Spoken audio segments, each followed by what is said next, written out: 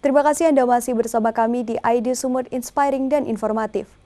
Pemirsa, Wakil Ketua DPRD Kota Medan Ihwan Ritonga Sabtu kemarin menjemput aspirasi warga di dua kecamatan yang ada di Kota Medan, yakni Kecamatan Medan Denai dan Kecamatan Medan Area, yang juga merupakan daerah pemilihannya pada pemilu 2019 lalu. Dalam kesempatan ini banyak keluhan yang disampaikan warga kepada anggota legislatif DPRD Kota Medan ini. Di antaranya keberadaan tiang listrik yang nyaris tumbang dan menimpa rumah warga, infrastruktur jalan yang rusak, serta belum maksimalnya program UHC di tengah masyarakat, hingga warga masih kesulitan mendapatkan pelayanan kesehatan gratis di rumah sakit dengan menggunakan KTP. Kecamatan itu bagian dari musyawarah untuk penggodokan anggaran, sehingga bertahap. Kalau tadi kuota juga seperti itu, PKH juga seperti itu. Kegiatan menjemput aspirasi warga di daerah pemilihan melalui reses masa sidang 1 tahun keempat tahun anggaran 2023 yang digelar Wakil Ketua DPRD Kota Medan Ihwan Ritonga Sabtu kemarin dalam pertemuan pertama berlangsung di Jalan Rawa Cangkuk 4, Kelurahan Tegal Sari, Mandala 3, Kecamatan Medan Denai. Dalam pertemuan yang dihadiri ratusan warga bersama tokoh masyarakat setempat, serta beberapa perwakilan instansi pemerintahan di Kota Medan ini, Wakil Ketua DPRD Medan Ihwan Ritonga mengungkapkan kawasan Kecamatan Medan Denai termasuk wilayah yang menjadi skala prioritas anggaran pemerintah Kota Medan pada tahun 2022. Berbagai program pembangunan yang telah dilakukan pemerintah Kota Medan tersebut sebagian besar sudah terrealisasi dan hal ini tidak terlepas dari dorongan dari DPRD Kota Medan. Seperti untuk penanganan banjir, di mana drainase di jalan utama di Kecamatan Medan Denai kini sudah diperbaiki oleh pemerintah Kota Medan, sehingga banjir di kawasan Denai ke depannya tidak terjadi lagi. Anggota legislatif yang 2 periode berturut menjabat sebagai pimpinan DPRD Kota Medan itu juga menyampaikan tentang beberapa hal yang menjadi hak warga yang harus dipenuhi pemerintah, seperti bantuan sosial dan pelayanan kesehatan. Namun untuk mendapatkan bantuan sosial seperti PKH dan pelayanan kesehatan gratis, serta bantuan lainnya, baik itu perorangan maupun kelompok, warga juga harus memenuhi kewajibannya dengan melengkapi berbagai persyaratan yang ditentukan. Sebelumnya, Wakil Ketua DPRD Kota Medan Ihwan Ritonga menjelaskan bahwa reses merupakan aktivitas rutin bagi anggota legislatif untuk menjemput aspirasi warga secara langsung di daerah pemilihannya, sehingga bila ada aspirasi maupun keluhan yang ingin disampaikan, ia mempersilahkan warga untuk menyampaikannya. Dan nanti seluruh aspirasi warga ini akan dibawa ke paripurna Dewan. Dan ia berjanji pasti akan mengawal aspirasi-aspirasi warga tersebut agar menjadi program prioritas pembangunan ke depannya. Dalam kegiatan reses ini, warga menyampaikan sejumlah aspirasi dan keluhan, di antaranya terkait bantuan untuk majelis taklim dan tiang listrik depan rumah warga yang hampir roboh dan dikhawatirkan takut menimpa rumah warga. Sampaikan kepada Bapak, banyak majelis taklim yang tidak mengurus legalitas, akte notaris dan yang lain-lain, sehingganya tidak bisalah untuk mendapatkan hal tersebut. Jadi saya ingin bertanya ataupun memohon kepada Bapak bahwasanya di depan rumah kami Pak ada tiang listrik Pak, seperti tiang listrik yang besar, tapi sudah mereng Pak. Ya, jadi sudah mau jatuh lah, rasanya kalau jatuh itu Pak langsung ke rumah gitu Pak. Jadi setiap mau tidur itu sering was gitu Pak. Jadi bagaimana, saya mintalah supaya Bapak mau untuk menggantinya gitu Pak. Terkait untuk bantuan majelis taklim, Wakil Ketua DPRD Kota Medan Ihwan Ritonga menyampaikan bahwa bantuan untuk kegiatan keagamaan seperti majelis taklim, kemudian BKM, itu memang ada dari pemerintah Kota Medan. Namun ada syarat yang harus dipenuhi untuk memperoleh bantuan tersebut. Contohnya memiliki legalitas dan jumlah anggarannya bervariasi, tergantung grade atau pengelompokan tingkatannya. Sementara terkait keluhan warga tentang tiang listrik di depan rumahnya yang sudah hampir roboh, meskipun sudah berkali-kali disampaikan ke pihak PLN dan instansi terkait, Wakil Ketua DPRD Kota Medan Ihwan Ritonga berjanji akan menindaklanjutinya Ia pun meminta warga supaya mengirimkan foto tiang listrik tersebut agar nanti diteruskan ke GM PLN Sumut. Nanti langsung dipoto, kita kirim. Kemarin ada juga baru saya ganti di Medan Area itu jalan utama, baru saya ganti. Kepling yang melapor, Pak bagaimana nih? Langsung saya kirim kepada GM PLN. Nggak sampai 2 hari udah langsung penggantian. Tapi mereka lihat dulu memang layak apa tidak, betul apa tidak. Terkadang ada juga masyarakat mengadu, melaporkan kepada kita hanya karena terganggu buat dia masuk. Padahal kalau tiang listrik juga digeser, tetangganya juga terganggu. Ya. Usai acara, Wakil Ketua DPD Kota Medan Ihwari Tonga kemudian memberikan souvenir kepada warga melalui beberapa orang perwakilan. Tiang listrik. Listrik Pak ya. Insya Allah kita beresin. Iya. Jadi kalau ada dulu bilang banyak anak banyak rezeki. Kita dari ibu yang 14 anak ya Bu ya, kita Ibu Haja Kartini, ibu anak ibu 14. Berapa laki-laki Bu? 9. Perempuan berarti 5. Katanya dulu ibu ini bidan kampung. Hah? Apa namanya? Melahirkan sendiri. Melahirkan sendiri. Baik. Ya. Mana yang melahirkan sendiri ya? Alhamdulillah. Tapi ibu aja yang lain enggak.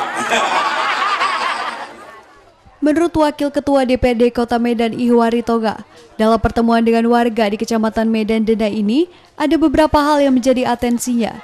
Salah satu yaitu mengenai tiang listrik bilik PLN yang hendak roboh. Karena masih banyak tiang-tiang listrik di Kota Medan usianya sudah tua dan terbuat dari kayu yang letaknya di lorong-lorong di Kota Medan, hal ini akan ia sampaikan ke pihak PLN sehingga tidak membahayakan warga. Kemudian dalam pertemuan tersebut ia juga mengingatkan warga agar peka untuk memberikan data yang autentik sesuai dengan fakta di lapangan sehingga nantinya dalam mendapatkan bantuan sosial PKH tidak ada kendala yang dialami warga dan data mereka benar-benar sudah masuk dalam DTKS atau data terpadu kesejahteraan sosial. Jadi memang tadi pada saat kita reses dialog dengan masyarakat hanya satu hal permintaan yang lebih serius kita lihat.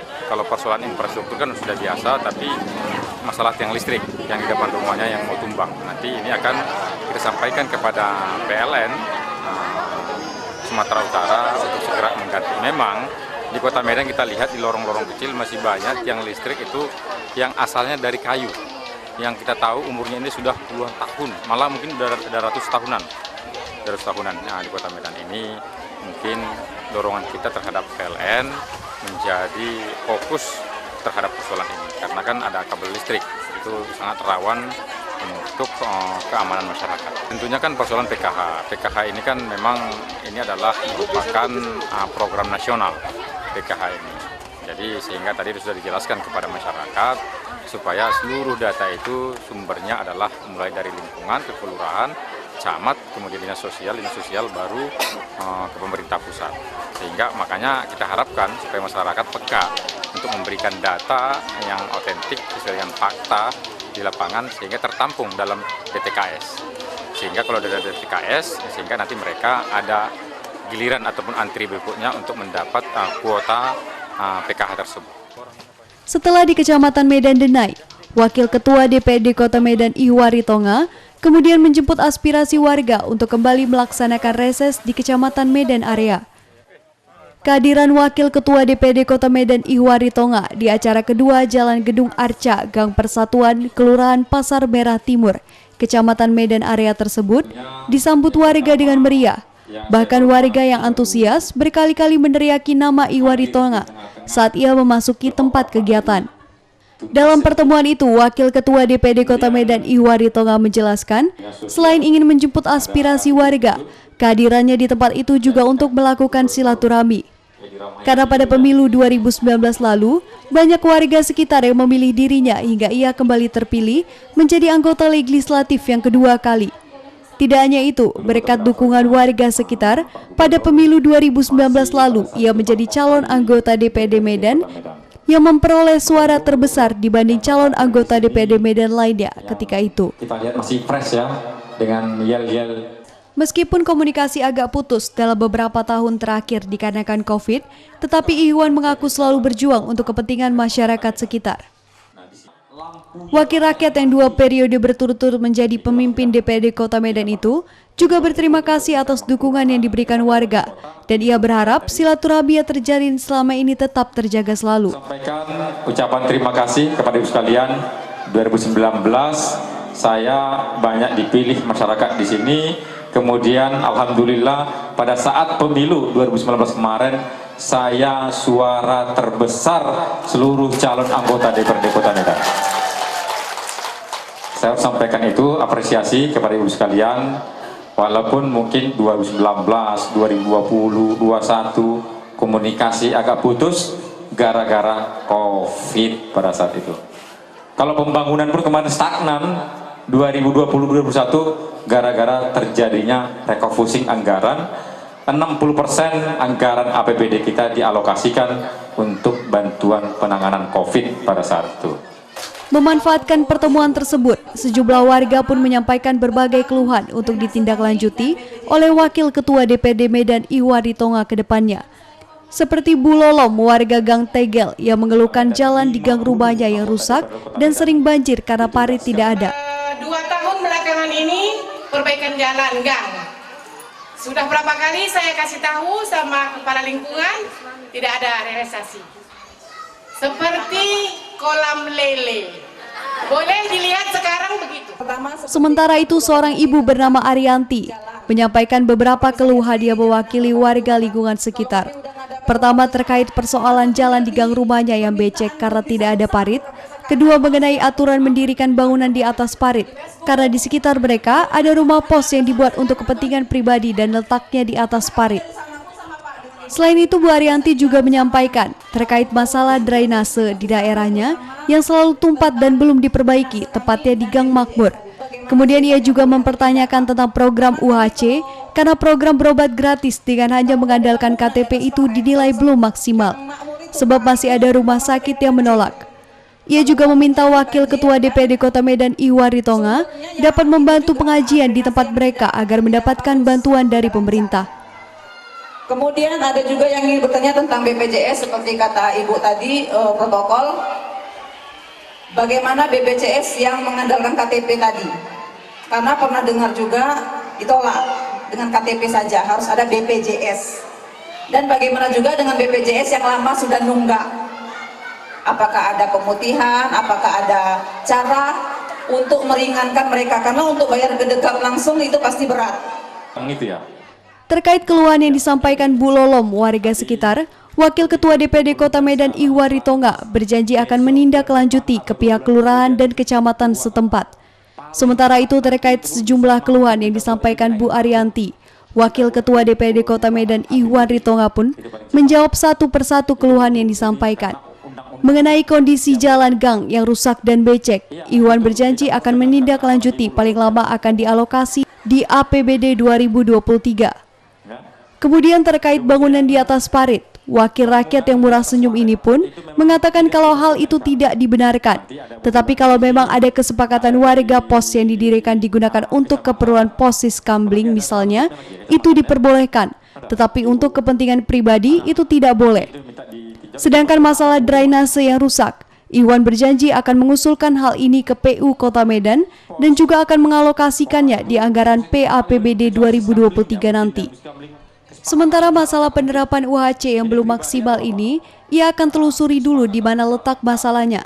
Sebab UHC merupakan program kerjasama pemerintah Kota Medan dengan BPJS Kesehatan, di mana masyarakat cukup menggunakan KTP atau KK sudah bisa berobat gratis. Sehingga jika ada pihak rumah sakit yang menolak, itu tidak benar. Karena anggaran yang digelontarkan pemerintah Kota Medan cukup besar untuk program UHC tersebut. Dan terkait bantuan untuk kelompok ibu-ibu pengajian, menurut Iwan itu ada dari pemerintah Kota Medan yang dialokasikan di APBD dan ia berjanji akan membantu kelancarannya. Tetapi kelompok ibu-ibu pengajian juga harus mengurus berbagai persyaratan yang juga telah ditentukan sehingga legalitasnya ada.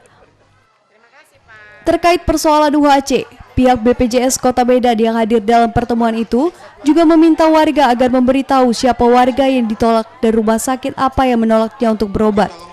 Karena kalau ini ditemukan BPJS Kesehatan Cabang Kota Medan akan menindak rumah sakit atau klinik yang menolak.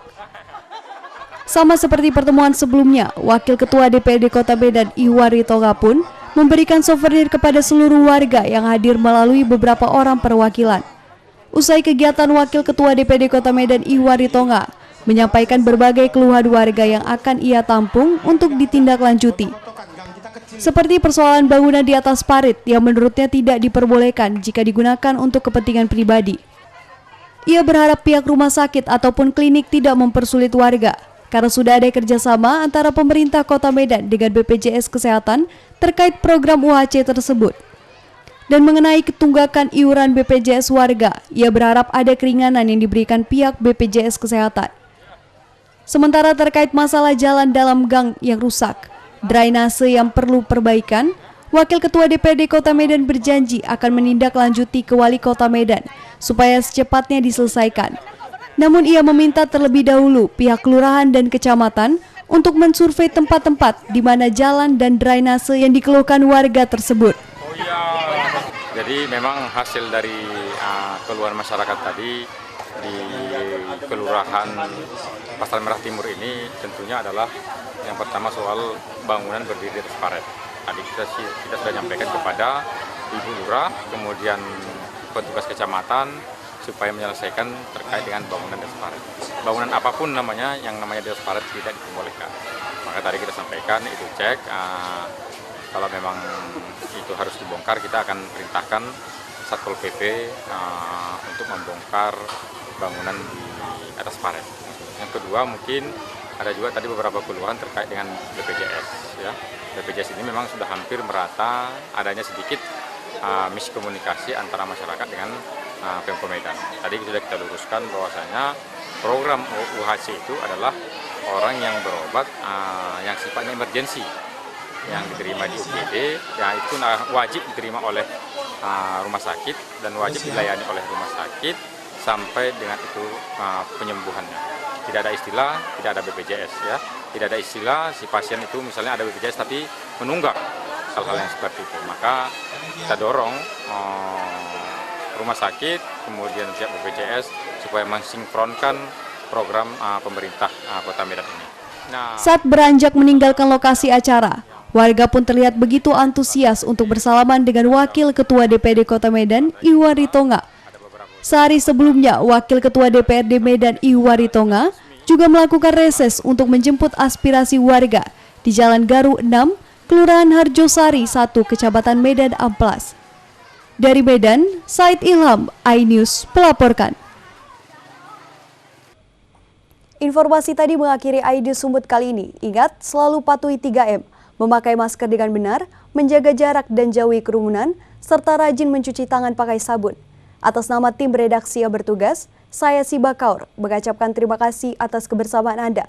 Selamat beraktivitas dan sampai jumpa.